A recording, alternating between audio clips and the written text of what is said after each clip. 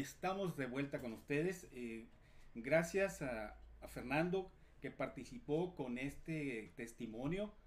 Gracias por tu valentía y tu generosidad por dar este testimonio y compartir este testimonio a nuestro auditorio de Espacio Digital de la Arquidiócesis de Tijuana. Sí, muchas Continuamos, gracias. continuamos con la entrevista.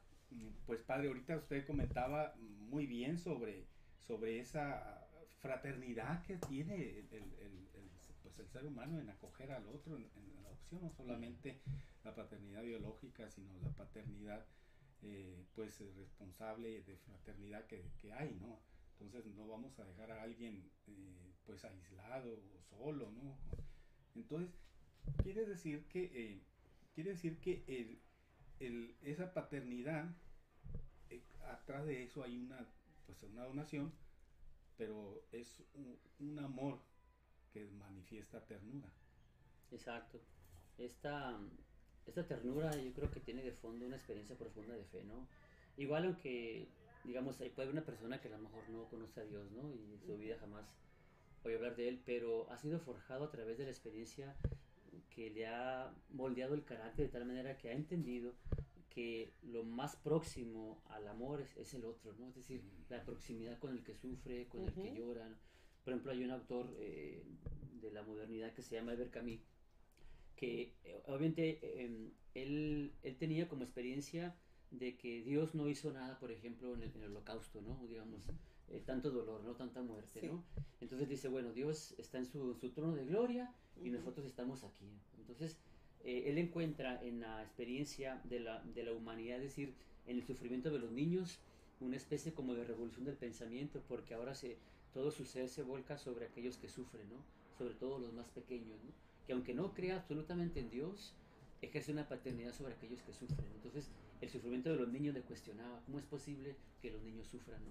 Entonces, Okay. en ese pensamiento, digamos, que él atiende, se da cuenta que, bien, si aunque Dios no me mueve a hacer esto, me mueve la compasión, la empatía por aquel que sufre, ¿no? Entonces, en ese sentido, amar profundamente conmueve el corazón, pero cuando llegamos a ese amor a una dimensión más profunda desde Dios, entonces el amor se vuelve más puro, más excelso. ¿Por qué? Porque ahora en el otro vemos el rostro de Cristo que sufre, ¿no? Entonces, Sí. en el pequeño eso es lo que nos conmueve. Y esto lo quiero llevar porque, por ejemplo, cuando hablamos de problemas del aborto, el que se está gestando es el más indefenso del mundo, ¿no? Entonces, Claro. ¿qué nos queda como sociedad? Ejercer una paternidad, Ujú. cuidar la inocencia, la impotencia, ¿no? Entonces, en ese sentido, la ternura surge de un corazón que tiene compasión. Claro. Y esa compasión es lo que le va a dar la seguridad a ese Claro, niño. exacto. Ese amor que se genera, ¿verdad? Y Hay, o sea que sobre esto, esa compasión que sale, se olvida de su egoísmo, ¿no? Es es decir, tan generoso que lo es olvida. esa generosidad que descubre Ujú. para darse. Esto es importante porque que hay quienes dicen yo y yo y yo y nada más yo. Sí. Sí, el yo obviamente es importante, ¿no? Porque es donde descubrimos la dimensión individual, ¿no? Sí. Soy consciente de que soy un ser distinto a los demás y ahí está la riqueza, como los libros, ¿verdad? Sí. Ujú. Un libro es único, no se parece a ningún otro más. Entonces, eso es importante. Entonces, reconoces que eres un ser individual. Ahí está la riqueza que nos comparte. Ujú. Ese yo llega al máximo de expresión del amor cuando descubre que hay un tú. Ok. Que ahí está el otro. Entonces, el yo se reconoce capaz de amar con un tú y entonces formamos una comunidad que se llama nosotros. Ujú. El problema es que ese yo se vuelve exclusivo, ¿verdad? Y ahí es donde el amor no triunfa, porque entonces el egoísmo es lo que va ocasionando dolor. Y en ese Sí. sentido no se puede ejercer una paternidad cuando una persona es extremadamente egoísta.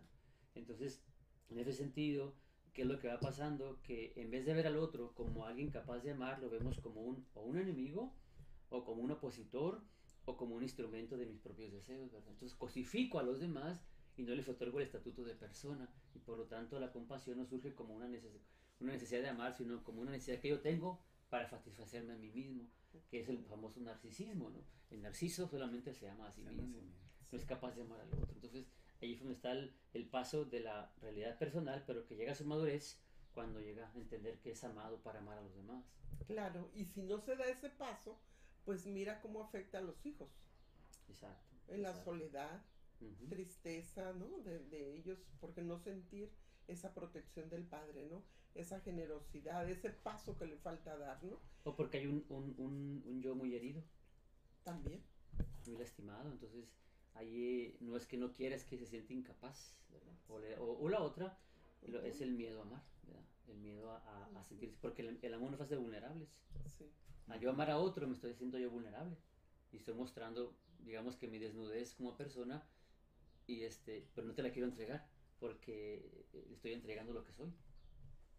Y si no te gusta, Y si no te gusta, entonces o lo sí, puedes dar contra mí.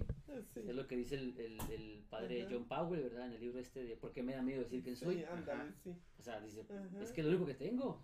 sí, Si te lo entrego así inmediatamente, ajá. pues digo, no puedo porque me da miedo que me vayas a hacer daño. Claro, pero desde el momento que tomas una decisión de formar una familia, pues sabes dónde estás. Exacto, Sabes quién es tu esposa, sabes quiénes son tus hijos y que no puedes estarte limitando, ¿no? claro, Sí, tienes que trabajar en ti para ese yo herido, sanarlo, exacto. pero vas a sanarlo para el bien de los demás y para poderte donar libremente, porque en esa donación pues se va a hacer la fortaleza de un hijo y de la esposa también, Sí. porque debe de sentirse segura y amada también con esa donación.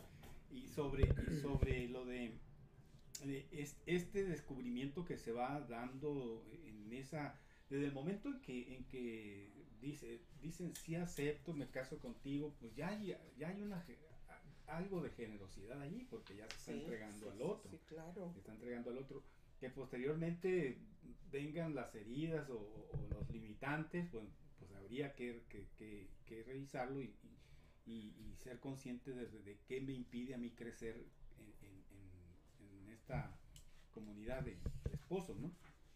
Por lo tanto, debemos revisar esas cualidades amorosas que el padre debe de desarrollar para lograr pues la salud mental de la familia, principalmente de los hijos. O sea, ¿cuáles serían esas cualidades, padre?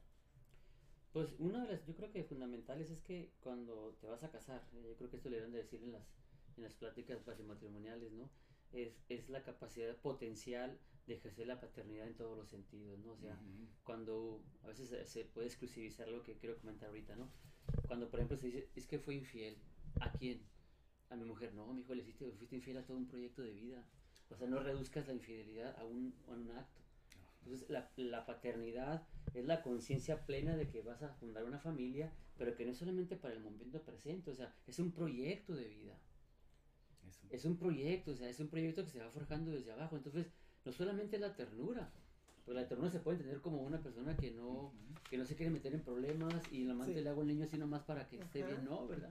Sí. La ternura se reviste de compasión, se reviste de Ajá. verdad. Por eso el Papa Emérito Benedicto decía caritas in veritate, es decir, la caridad en la verdad, porque la verdad sin caridad se vuelve tiranía Ujú. y el amor sin verdad obviamente es pura complacencia personal, ¿verdad? Entonces yo creo que la ternura se reviste también de la capacidad de aprender a decir sí y no con firmeza, pero la firmeza obedece a la caridad, al amor que sientes por aquello que está en tus manos, que quieres tutelar, ¿verdad? Aunque a veces no claro. le guste, como al niño que le das un jarabe, ¿verdad? No lo Ujú, quiere, sí, pero tú sabes que le va a hacer bien. claro. Entonces no te lo tomes, hijo, porque te va a hacer mal. No, ¿verdad? O sea, el papá Ajá. tiene esa función de reforzar un valor, aunque no Claro. le guste. ¿Por qué? Porque el amor no es solamente lo que a mí me gusta. Estamos siempre viendo el bien del otro y ahí es donde viene precisamente la confusión de los problemas entre el padre y la madre, ¿no? Porque a veces están regateando sobreproteger al hijo. Sí. Entonces por eso el papá a veces queda mal, Ujú, ¿verdad? Y siempre nos vamos con la mamá. sí, ¿Y el papá dónde queda? ujú, Entonces, en nuestras sociedades mexicanas, latinoamericanas, obviamente tenemos un sentimiento muy inclinado hacia la madre, pero el papá tiene un rol fundamental, ¿verdad? sí, Así como la Sagrada Familia de Nazaret. O sea, Dios quiso que Jesús tuviera un papá. claro. Y aunque San José, dice el Papa Francisco, es la figura callada, silenciosa, pues él tiene un Ujú. papel fundamental porque educa desde el silencio. Sí.